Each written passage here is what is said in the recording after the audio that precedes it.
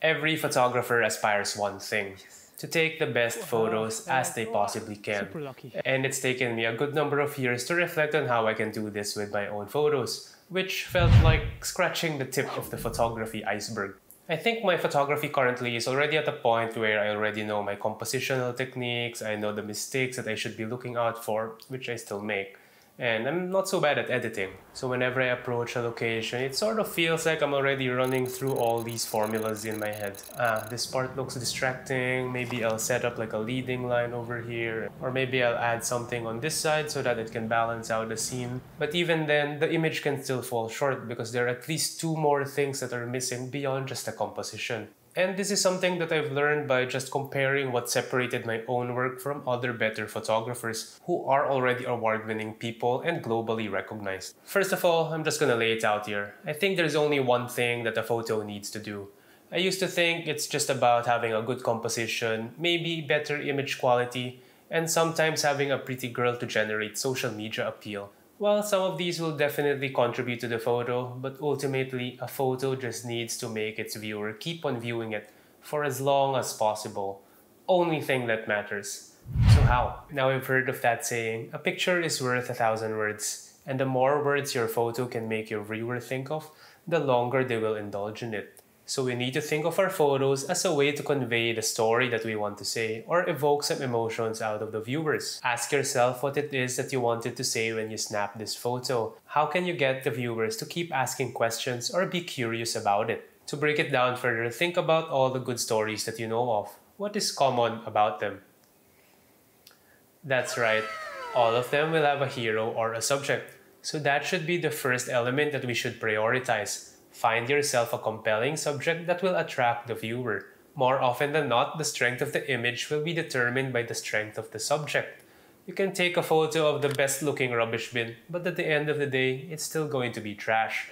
There are going to be exceptions to this case depending on the context, but I think it's going to be a good rule of thumb. So how do we go about in identifying a good subject? Usually I just go with my gut feeling. If something already catches my attention, then there's usually a potential in it already. After all, it did catch my attention. But some examples, in landscape photography, it's not always about the tallest trees or the tallest mountains. It's usually the ones with the most character, texture, or curves. Curvy. For people, usually it's one with strong expressions in their faces, or with distinctive features like their eyes. Like street photographers also enjoy taking photos of old people because of the wrinkles in their faces. It could also be something less tangible, like a distinctive shape or pattern that can evoke some emotions. That's why I really enjoy some minimalist shots because it can make me feel the emptiness that I have inside of me. Another important element in what makes a good story is that it has a setting.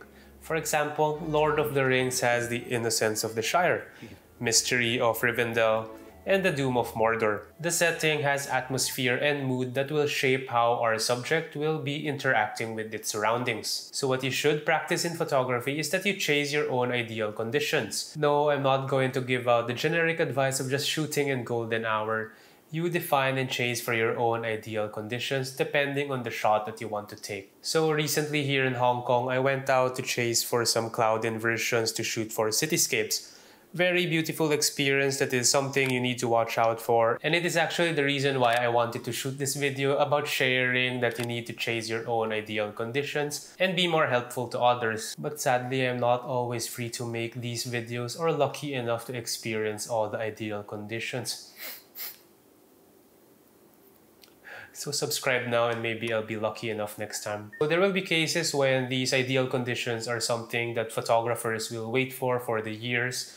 Or it could also be something that could happen right away depending on your luck because weather is always unpredictable. So you really need to keep watching out for these. So other examples, a foggy day could give you some moody seascapes or mystical woodlands. Dramatic clouds can make landscapes appear more ominous, like something tense is about to happen. Harsh lighting can be ideal for street photography if you can arrange the shadows well. So it's going to be up to your own vision and stop thinking that only the burning sky or golden hour effect will lead to good images. Plan the setting that you want your subjects to be in. I think at this stage will lie my creative pain point. I know I need to apply all of these concepts generally, but somehow I keep thinking that my photos can't go beyond what is just a pretty picture. And maybe I'm just being too hard on myself, call it a case of imposter syndrome or something, but it is what it is. And lately I've been having this thought about how maybe instead of making my photography a bit more reactive, just going out,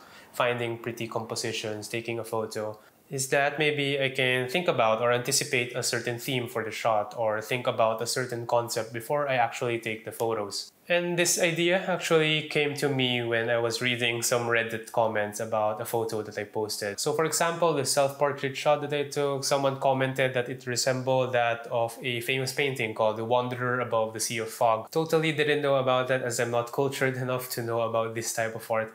But it's made me think of interesting ways to find my own shots. So have an idea or concept first and then go about looking for it out there. I also watched this video from Michael Shainblum, a landscape photographer, which hinted similar things, where he mentioned that he's always looking for dragons whenever he's out. And to strengthen this thought process even further, I was browsing through this Nat Geo article on stunning landscape photos, which hinted on something similar. So this aurora photo sort of resembled that of Van Gogh's Starry Night, or a lot of these are going to be on meaningful, unique moments.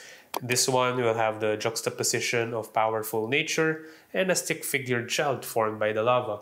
So you see the point. I haven't fully figured it out yet, and it's something that I want to work on going forward. But I wanted to share this video because maybe it can help you think about innovative ways for you to take compelling photos, and also think about how to change your own shooting process. So if you want more photography tips, I think this video is going to be for you. So I'll see you there. Thanks for watching.